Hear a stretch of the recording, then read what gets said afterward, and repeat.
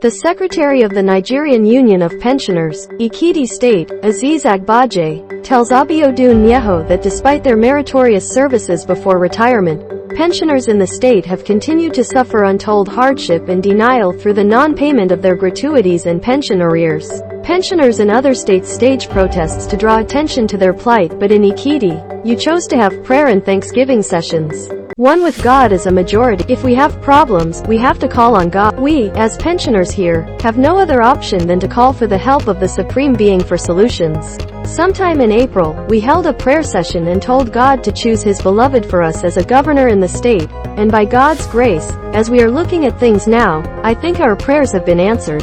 Even before the electioneering, we had our prayers and God granted our requests. How optimistic are you that the new administration will accede to your requests? As I said, if you want something, even from your parents, if you are so devoted and your parents discover that you are highly respectful, that will be granted to you.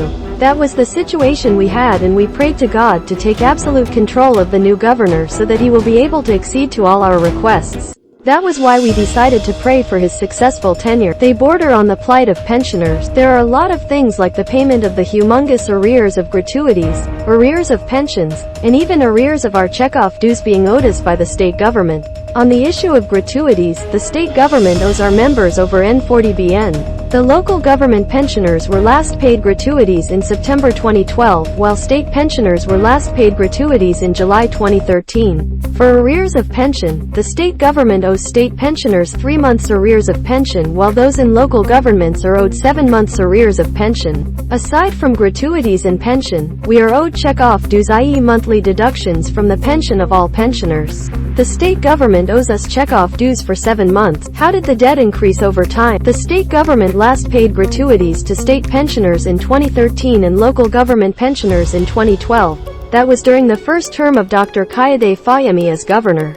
When Segun Oni was in office, he paid gratuities and pensions promptly and did not owe us anything. But the problem of non-payment of gratuities started in 2012 during Fayemi's first tenure, and it has been accumulating since then. When Fayose came to office in 2014, he continued with the non-payment of gratuities. Fayose was the one that owed the outstanding arrears of pension. Fayose, at a point, began payment of N10 meters monthly, according to him, as part of efforts to offset the debt of gratuities owed pensioners, but the amount was paltry and the disbursement was epileptic.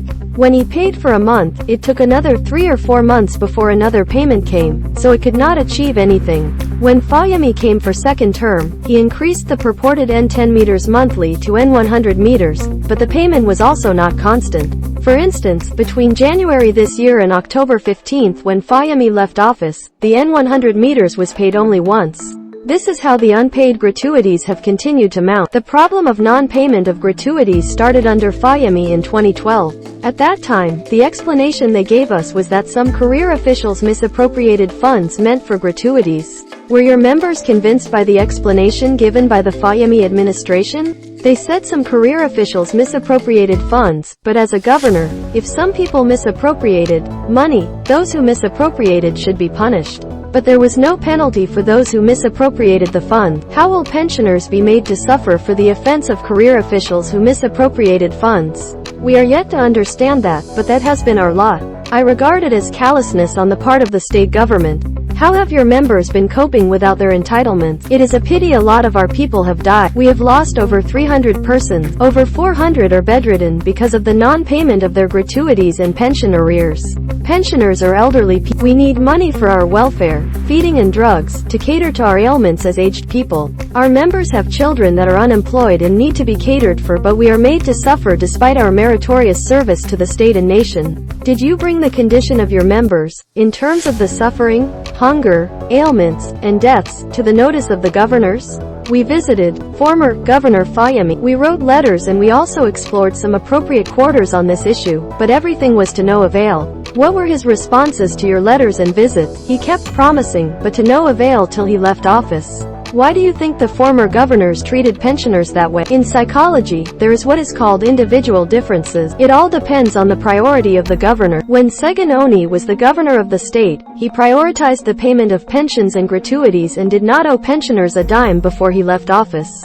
Those who came after him, Fayemi and Fayose, shunned the idea of paying gratuities and pensions and even check off dues that they deducted from our pensions. That was why I said it was callous. Recently, Fayemi accused pensioners of not taking the opportunity of the plan he put in place to defray the backlog of gratuities. What was the plan and how will you react to the accusation? I do not want to call that a blatant lie. It is a fact he organized for the capital market to pay the humongous arrears of gratuities owed us. We agreed together to settle for 15%, that is, each willing pensioner would forfeit 15% of their gratuity to be paid. All along, we just discovered that they printed out some forms for the pensioners to fill out.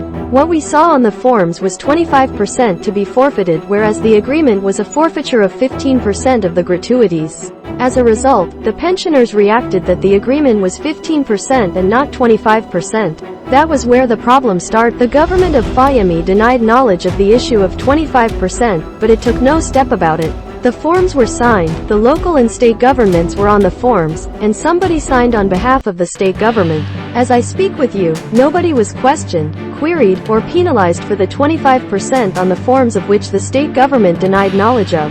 After the denial, why didn't you make further moves to the state government so that you could go ahead with the 15% agreed on? We went on air, saying it emphatically for the people in government to hear what actually happened and how it all went wrong. Again, all our efforts were to no avail. As pensioners, how do you think the state government can pay you and how do you think the matter can be resolved? That was why we put everything before God. Only God can solve this problem for us. That is why we are praying and appealing to the newly sworn-in governor to accede to our requests, to include us on the priority list. When Fayemi and Fayose were in office, did you make any effort to put their governments on their toes to make them pay? We visited them, we wrote letters, and we made addresses to the press, but none yielded results. Did you consider taking steps to ensure that pensioners' matters became an issue for the election of governors in the state? During the electioneering, the candidates visited our pensioners' secretariat to tell us their agenda for the state, and we had a sort of memorandum which they signed. We wrote everything about the plight of pensioners there, and each of them promised that if elected they would find solutions to the problems. Does this imply the new governor signed the memorandum? Yes, he signed as a candidate then. We have copies and he has a copy too. We also gave copies to people who matter as living witnesses. He has spent nearly 4 weeks in office as governor. Have you seen signs that he will abide by the commitment? It is not possible to judge a book by its cover until you read what is inside the book. We are praying fervently that he lives up to all his promises. On pensions and gratuities, what are your expectations from the new governor? He made promises, and with our prayers, God will take absolute control of everything. Are pensioners in Ekiti State satisfied with the review of pension? Throughout the country, it is only federal pensioners that are enjoying pension adjustment. None of the states in the federation has acceded to the adjustment. That is why in a state like Ekiti, there are pensioners that receive N4,000 monthly as pension, despite the constitutional stipulation that pensions are supposed to be reviewed every 5 years or whenever the salary of workers is reviewed. Nothing is being done about pensions. Is pension review part of your expectations from the new governor? It is part of what we put down as our plights before Governor Oyebanji. But why do you think state governments are reluctant on the issue of pension adjustment? The state governors, owing to the federal system operated in the country, are autonomous.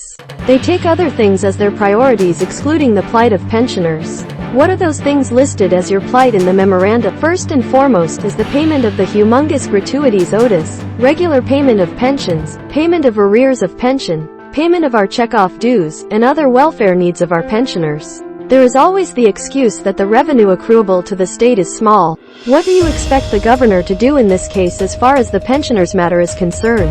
Earlier, I said it depends on the priority of every governor. Despite the low revenue, the governors are embarking on some projects. If I may ask, which is better between human lives and the projects such as making culverts, building markets, etc.? Saving human lives is better and should be prioritized. It is a matter of priority. If a governor's priorities the payment of pensions and gratuities, pensioners' dues will be paid. That is why we are appealing to the new governor to include our matter in his priorities. What will your members do if the governor turns a blind eye to your plight? There is nothing we can do. As the elderly, we use our tongues and gray hair to pray.